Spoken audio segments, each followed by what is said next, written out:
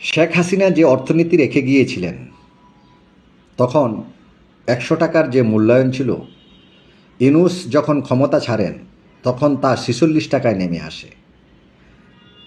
অর্থাৎ আমাদের মুদ্রার মান ৫৪ টাকা কমে গেছে।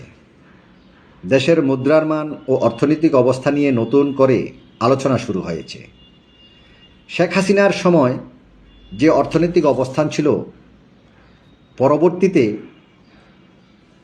তা উল্লেখযোগ্য হারে অবনতি শুরু হয়েছে, যা আজও চলমান। অথচ ফ্যাসিস্ট ইউনূস ক্ষমতা নিয়েই বলেছিল শেখ হাসিনা রাষ্ট্র ধ্বংস করেছে, অর্থনৈতিক ধ্বংস করেছে, টাকা লুটপাট করেছে, পাচার করেছে, আরও অনেক কিছু। এই ব্লেম দিয়েই পুরো রাষ্ট্রটাকে গিলে ফেলেছে ফ্যাসিস্ট ইউনূস ও তার গংরা। পরবর্তীতে বর্তমান বিএনপির সরকার এসে রাষ্ট্র পরিচালনার ৫৫ দিনে ইউনূসকে দোষারোপ করছে না। আরে ভাই, ১৮ মাস তো ইউনূস রাষ্ট্র পরিচালনা করছে। তার রাষ্ট্র পরিচালনার সময় অর্থনীতি ভঙ্গুর ধসা, রাষ্ট্র আইনশৃঙ্খলার অবনতি এবং লক্ষ লক্ষ শ্রমিক বেকার এবং ৪০০ শিল্প কারখানা বন্ধ হয়ে আমাদের যে বৈদেশিক রেমিটেন্স আসতো তা বন্ধ হয়ে গিয়ে রাস্তার ১২টা বাজিয়েছে। এমন লুটপাট করেছে, পাচার করেছে ইউনূস, যা শেখ হাসিনার ১৭ বৎসরের শাসনামলের চেয়ে কয়েক হাজার গুণ। তাহলে আর কি থাকবে? অথচ বিএনপির সরকার শুধু শেখ হাসিনাকেই দোষারোপ করে যাচ্ছে। কেন ভাই?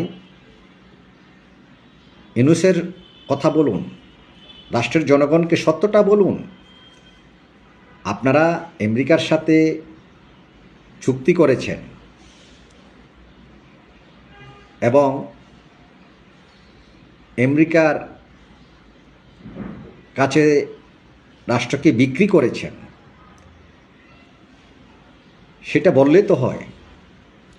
এখনকার মানুষ অনেক কিছু জানে, সেই অর্থনীতি, রাজনীতি, দেশের সকল কিছুই মানুষের নখের দর্পণে।